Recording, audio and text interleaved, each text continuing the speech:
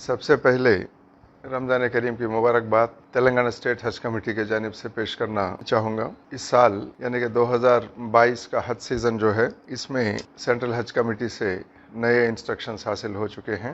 ان میں کچھ بنیادی تبدیلیاں کیے گئے ہیں۔ اس سے پہلے جو انسٹرکشنز تھے، اگر اس سے ہم لوگ کمپیئر کر کے دیکھیں تو کافی چینجز آئے ہیں۔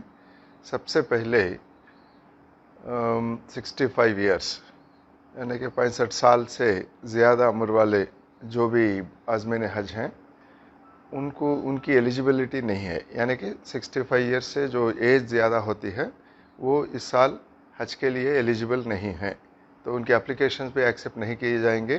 اور سعودی حکومت کی طرف سے جو یہ انسٹرکشن ہے کہ کسی حالت میں 65 پلس کو نہیں لینا چاہیے۔ یہ صرف ہندوستان کے لیے نہیں ہے، عالم بھر میں جتنے بھی ممالک ہیں سب کے لیے یہی انسٹرکشن ہے۔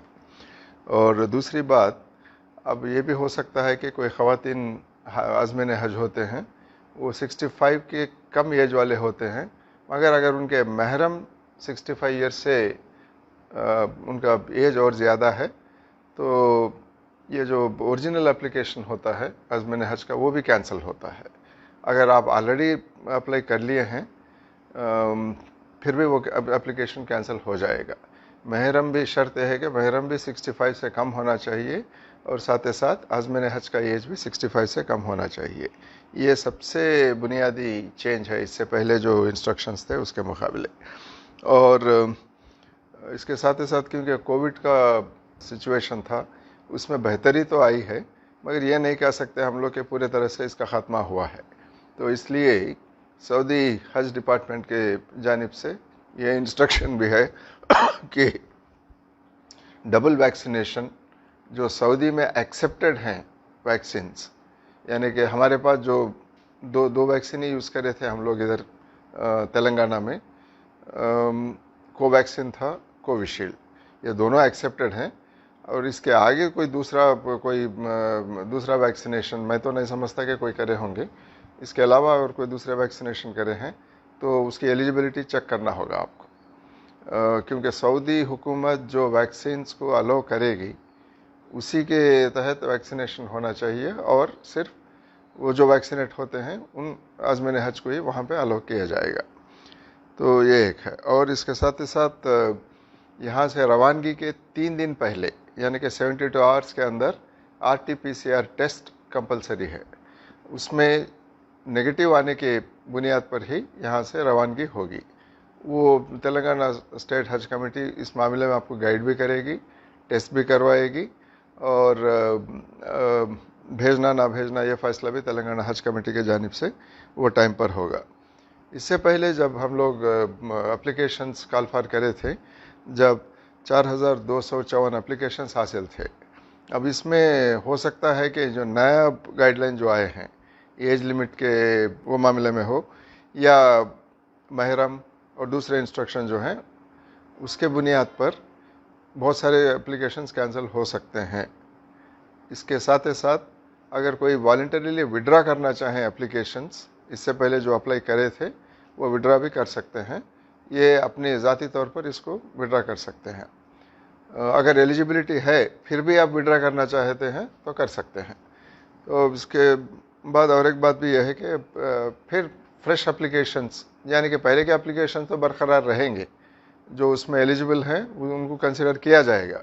اس کے ساتھ اپلیکیشنز حاصل کرنے کا ڈیٹ، اپلائی کرنے کا ڈیٹ جو ہے اس میں بھی اضافہ کیا گیا ہے اپریل 22 تک، یعنی کہ آج اپریل 10 تاریخ ہے، 11 تاریخ ہے، اور 11 دن کی مہلت ہے آپ کو۔ اس دوران آپ کی ایلیجبلٹی آپ چیک کر لینا چاہیے، چیک کر لینے کے بعد میں اپلائی کر سکتے ہیں۔ اور ایک امکانات بھی ہیں وہاں سے سعودی حکومت کی طرف سے کہ عازمین حج جو نارملی ہندوستان کا کوٹا 1,30,000 1,40,000 تک ہوا کرتا تھا، ہو سکتا ہے کہ اس میں جیسے دوسرے ملکوں کے لیے اپلیکیبل ہے وہاں بھی ہندوستان کے عازمین حج کے لیے بھی اس میں کٹوتی ہو سکتی ہے۔ 50% بھی ہو سکتا ہے، 30% بھی ہو سکتا ہے۔ یہ نمبر کیا ہے ہندوستان کے لیے، نمبر کیا ہے، اور اس میں تلنگانہ حج کمیٹی کے لیے کتنے स्लॉट्स दिए गए हैं, इसका इंस्ट्रक्शन अभी हासिल नहीं है। हो सकता है कि इससे पहले गुज़िश्ता सालों में जो नंबर मिलता था उससे भी काफ़ी कम हो सकता है इस बार। तो ये एक बात है। और अब यहाँ से जो रवानगी है जून के बीचों बीच, यानी कि अराउंड 10-15, वो फिक्स डेट तो नहीं आया है।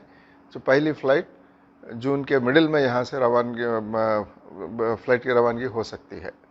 तो अगर आप अप्लाई कर रहे हैं, कुछ प्लान कर लेना है, तो इसको नज़र में रखते हुए आप प्लान कर सकते हैं कि जून के मिडिल में अगर आपका सिलेक्शन हो गया सेंट्रल हज कमेटी के जानिब से, तो आप यहाँ से रवानगी के लिए जून मिडिल के लिए तैयार होना चाहिए। और एक बात यह है कि ये सारा और भी तफसीलात हैं, ये सारे तफसीलात तेलंगाना स्टेट हज कमेटी का जो वेबसाइट है उसमें सारा इन्फॉर्मेशन मौजूद है। इसके साथ ही साथ यहाँ पर एक हेल्पलाइन भी चल रहा है जिसका नंबर है, लैंडलाइन नंबर है ये 23298793। ये नंबर पर आप और जानकारी हासिल कर सकते हैं। यहाँ पर एक इंक्वायरी काउंटर भी है जहाँ पर आप हैदराबाद के हैं या आसानी से आ सकते हैं यहाँ तक, हज हाउस तक। तो यहाँ के हज कमेटी के काउंटर पर भी आप मालूमात हासिल कर सकते हैं। तो बुनियादी तौर पर यह है। और कोई आपको जानकारी हासिल करना है तो हज कमेटी विज़िट करके ले सकते हैं। तो इसके साथ ही साथ हर साल जो तैयारी करते हैं हम लोग, जो इंस्ट्रक्शंस देते हैं, नसीहत या हिदायत देते हैं कि आपकी सेहत को सही तरह से आप रखना चाहिए और उसके साथ में दूसरे जो भी प्रिपरेशंस करना है अब वो तो आप जानते हैं, उसको कर ले सकते हैं। तो ये है। और एक बात भी मैं बताना चाहूँगा, प्राइवेट टूर ऑपरेटर्स का अभी कुछ फाइनलाइज नहीं हुआ है। कोटा मिलने वाला है, नहीं मिलने वाला है प्राइवेट टूर ऑपरेटर्स को। अगर दिया भी गया, हो सकता है कि कुछ पोर्शन इनको भी दिया जा सकता है, मगर कितने स्लॉट्स होंगे ये किसी को इसका अंदेशा नहीं है अभी।